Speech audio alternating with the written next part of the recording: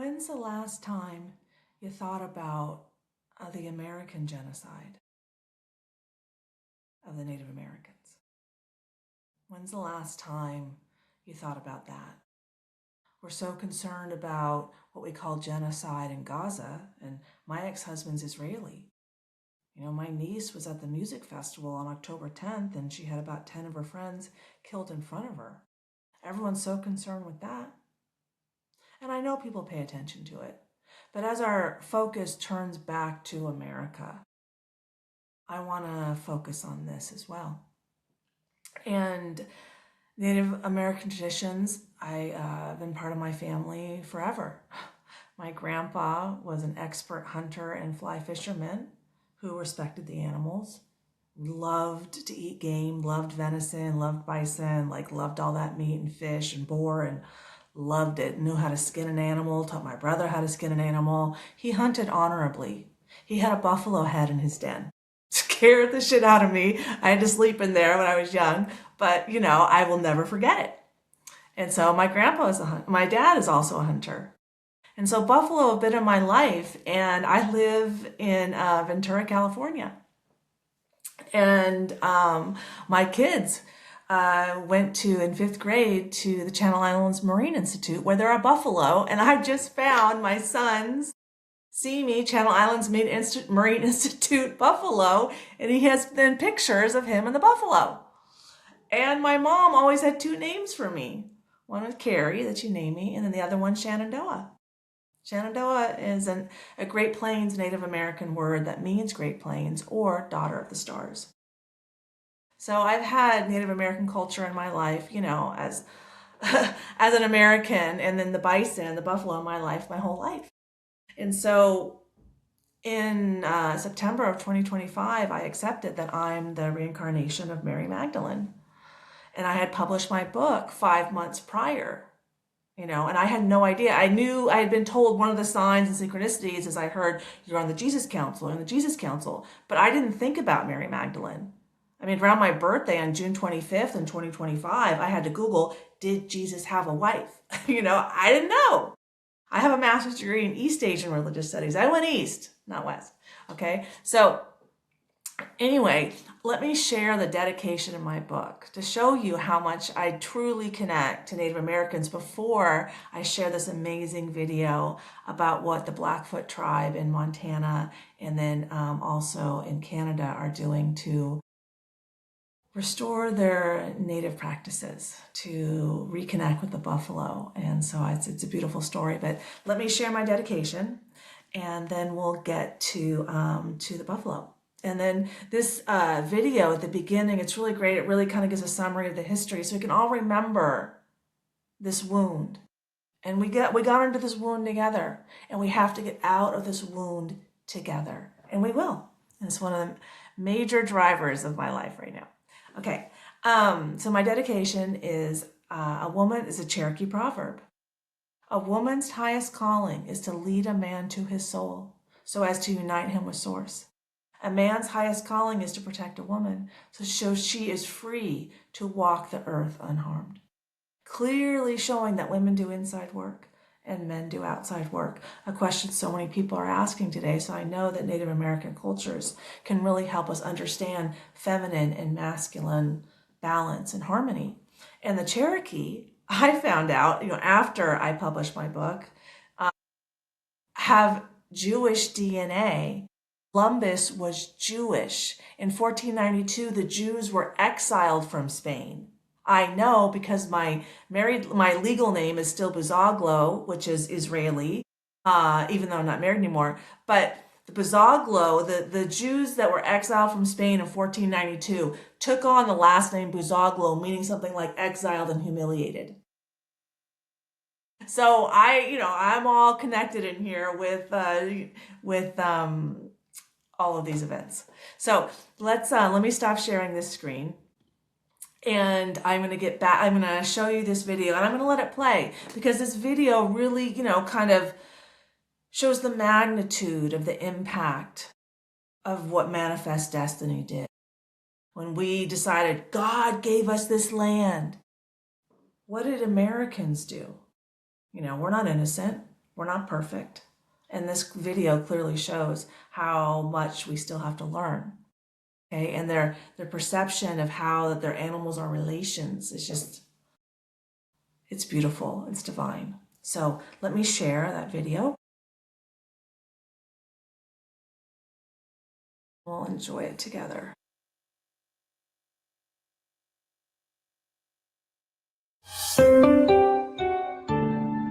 EBS does some good stuff.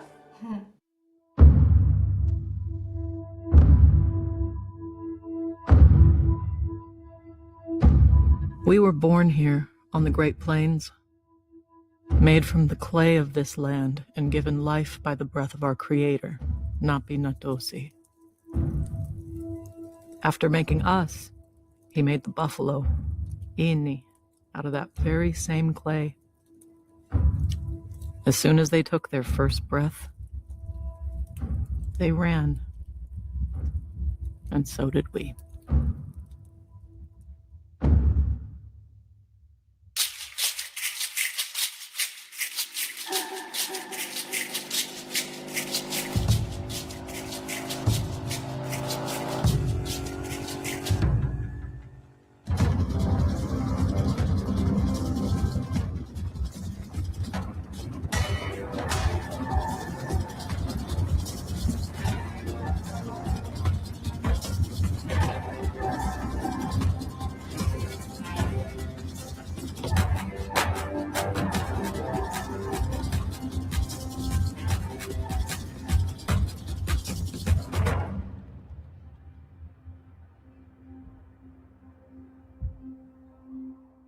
We have different names.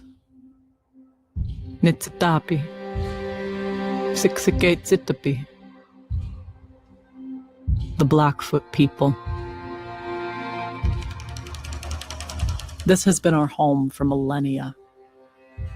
For almost that entire time, we've lived with and alongside the buffalo. Known to some as the American bison, known to us as Ini. It's a bond that runs generations deep.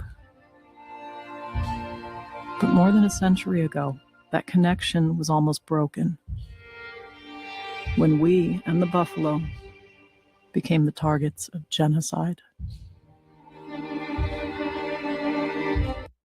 What they're going to explain really clearly is that the American government killed the buffalo to kill Indians and control them. It was, you're going to become American, you're going to do it our way, you know, and the buffalo are gone. Yeah.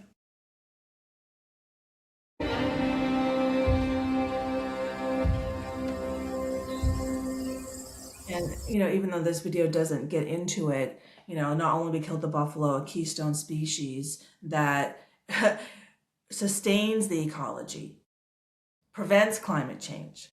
Beavers are huge, and beavers were killed too, right? And the wolves, I mean, they only restored the wolves to Yellowstone in the 1990s after all the ecological damage from not having the wolves. And now we're restoring beavers from all the ecological damage, all the climate change from not having beavers. Carbon is stored in the water by the beaver dams. That's one of the reasons we have so much carbon up here. So we focus on the natural solutions that the Native Americans all know so well, then, you know, that's going to be great for everyone. I mean, the buffalo and not the cattle, because of their size and their weight and how they interact with the land, naturally unearth seeds and the grasses, and they wallow in the land, creating these ditches, and the water stays there. Why do you need that water to stay there? Because the grass in the Great Plains has really long roots, so they need a ton of groundwater. This is why the bison thrived in this area and didn't have cattle, because the bison naturally worked together with the ecology to produce a balanced way of life. I mean, Native Americans would burn the land because that would generate tons of growth, and the bison loved it. So they worked together, and they're, you know, we're not going to get in, the end of this video gets into that, which we don't have time for. But I want you to know, like, how important it is that we listen to the land and the animals, and what brings balance will bring balance to us.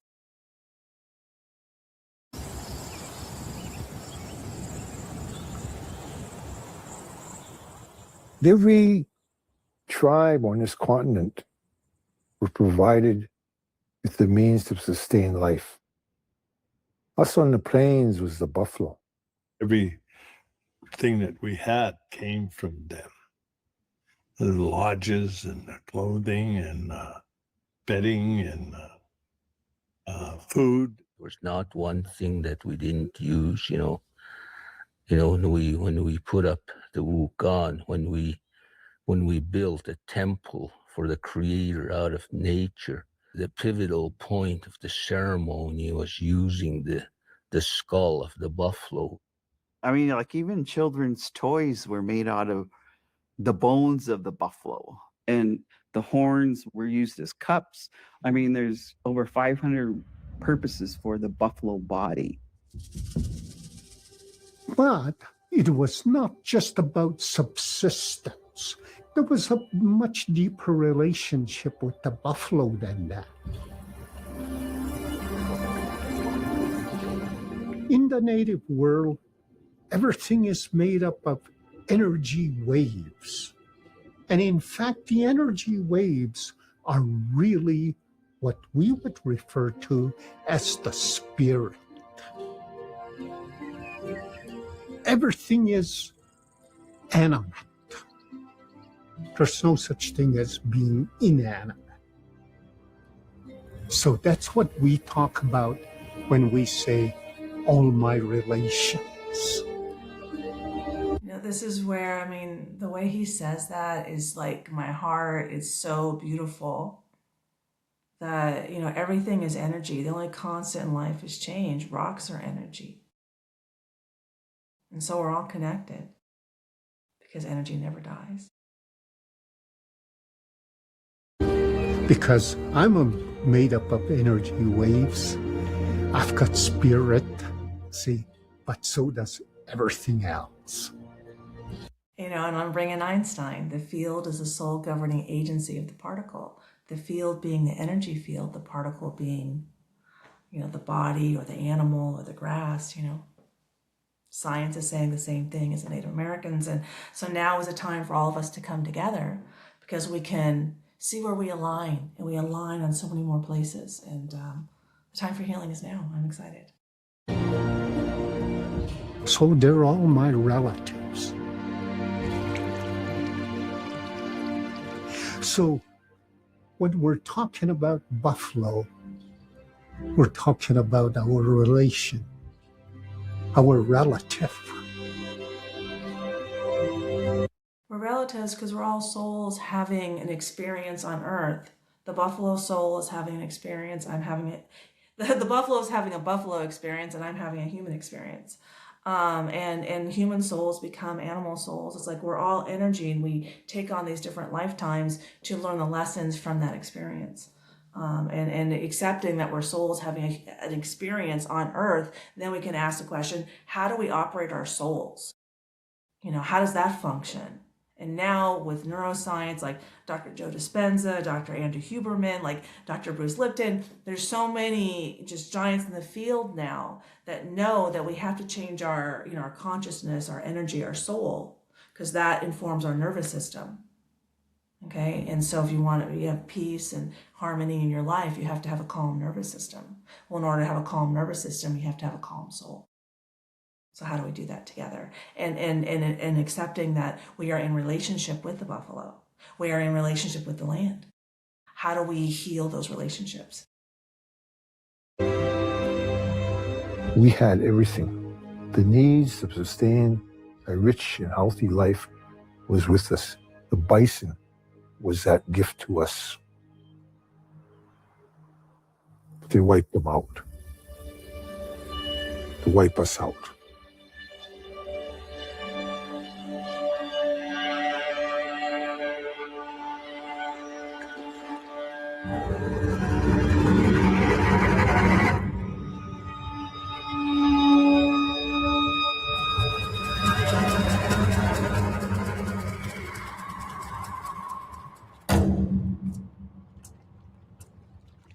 Part of the history was that the buffalo was annihilated, almost to extinction. And it was done so on purpose so that the Indians will disappear. And along with that idea, there's always this notion of entitlement. See? And so people came out over here, that is, Europeans came out, and they said, we're entitled to this land. We're entitled to the resources. And so the buffalo in no time disappeared. And I'm glad he used the word entitlement, because we now know it's when you're entitled, that's not mentally healthy, and no one's perfect, and we're all learning our lessons. But entitlement is exactly what manifest destiny, God gave us this land, did. Christianity has good points, and Christianity has room to improve. Let's all, kind of have a reality check here. No one was perfect in the situation, and all of our souls agreed for this to happen, but we agreed for it to happen so we could all learn our lessons from it. What does assimilate mean? How do you come into a new land and work with the indigenous populations? There's so many problems with that worldwide. So if we can figure this out in America, then that could be a model for other places to have a healthier relationship with, like in Australia where I've been, their Aborigines with the British subjects, right? How can we work together so everyone's healthy, everyone can maintain their ways, and benefit from the knowledge and wisdom both cultures have to provide? There's a lot we can learn from each other, and I hope that that's what comes out of this.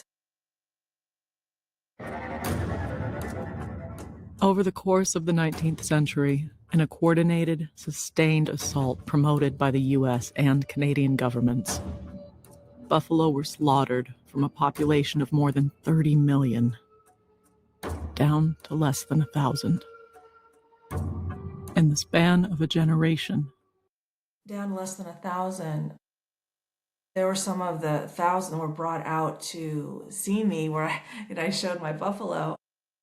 And there's a herd out there. In 1923, they brought a herd out there and for a movie, and that herd grew to over 600. And then they have about 100 there now, and they moved the other 500 off.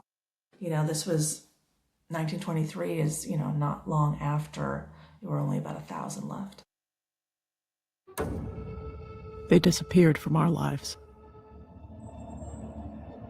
Well, I thought to myself, how I would feel if I kind of put myself in those moccasins at that time. I would feel that, the world must be coming to an end. The Creator is coming to punish us and is taking away from us the greatest gift that He's given to us. What did I do wrong? What's happening? What am I supposed to learn from this? Where do I go from here? What do I do now? Without buffalo, our world collapsed. The land suffered. Animal and plant species that depended on buffalo for survival disappeared. And we were divided and confined onto 3 reserves in Canada. I just want you to really take that in. The Blackfoot tribe had all that land, and that's all they had left.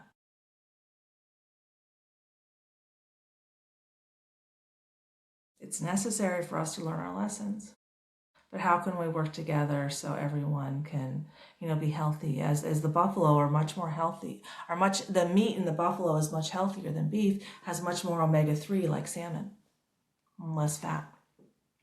And Native Americans have had a huge problem with diabetes and other things because of the change in the diet. And 1 reservation in the United States. In all of these places, our children were stolen from our families and put into residential and boarding schools, where many of us faced horrendous abuse until we assimilated to Western ways of life.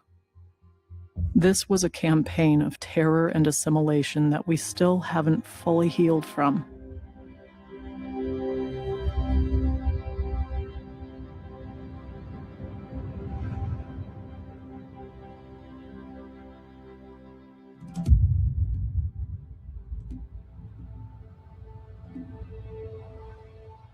Growing up, there weren't any buffalo here on the reserve.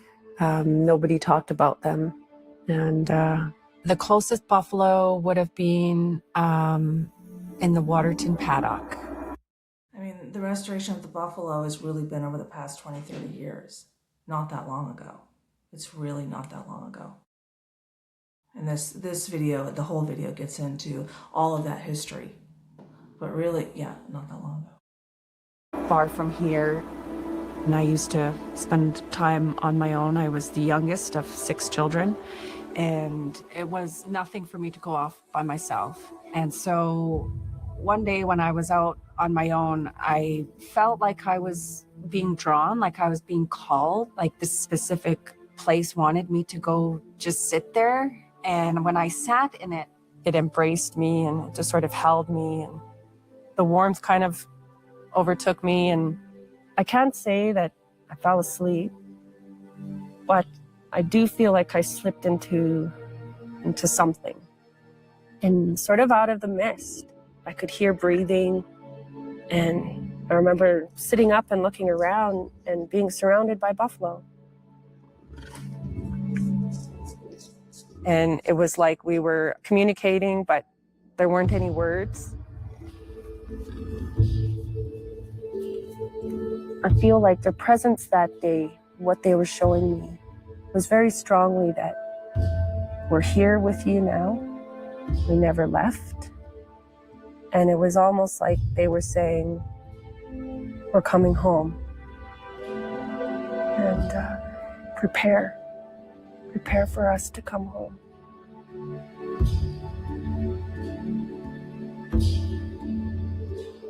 I was left with a feeling. It's almost like a bit of a challenge, bit of a mission, because I wanted to go get them and I wanted to bring them home. I love that she was 6 years old and her soul showed her part of her soul's purpose is to help with the buffalo, and she does. She's in this video a lot.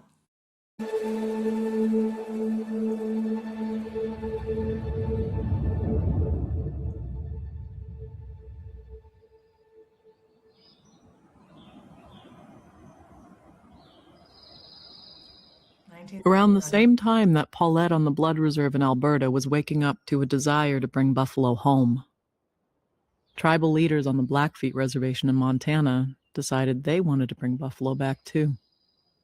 So they secured a herd from Yellowstone National Park and turned them loose.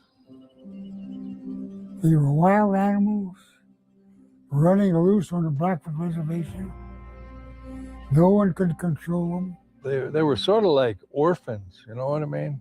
They kind of got passed around to different individuals within the tribe, and they just were never properly cared for. During that early time of reconnecting Inuit back to the homelands, it wasn't widely accepted by our people to have the animal back for the ranchers, farmers. When they seen bison coming in, destroying crops or breaking fences and grazing on grass that they'd paid for, it didn't sit well with a lot of our own people. Every rancher on the reservation was shooting them. They were getting abused. This hostility wasn't shared by everyone on the reservation, but of those who adopted the cowboy way, it was common, an attitude that could be traced back to one government act. Historically, we shared communal land, but after the creation of the reservation, in 1887, the U.S. government passed the Dawes Act, which broke apart our land into relatively small plots given to the male heads of families. It was an act designed to force us into ranching and farming, take more land for non-tribal homesteaders, and ultimately to fracture our community. Among many other challenges, the Dawes Act ultimately led to dependence on cattle ranching and a possessiveness of one's individual plot of land. And European cattle like a certain kind of grass. So European cattle weren't, they were imported here. So they didn't kind of, grow with the natural environment. So they don't interact with the ecology to sustain it. in the same way the buffalo do. You know, we decided to have a lot of farmland in the Midwest. Well, that's it's a dust belt now because it's not built for that. It doesn't have the ecology to sustain that. But we didn't know it then. But this is how we learn our lessons. This is how we learn. This is how we learn. So when buffalo returned, the ranchers didn't see their relatives. They saw competition and threat. See, assimilation. So previously they had, a really healthy relationship with the buffalo, spiritually and physically. But when they assimilated to the American ways, then they're making decisions based on fear, their nervous system had been calibrated for fear, shame, and guilt, as opposed to when we're healthy, when our nervous systems are calibrated to love, compassion, and enlightenment. Enlightenment really, is we are all relations, is an enlightened perspective for how to interact with animals and the land.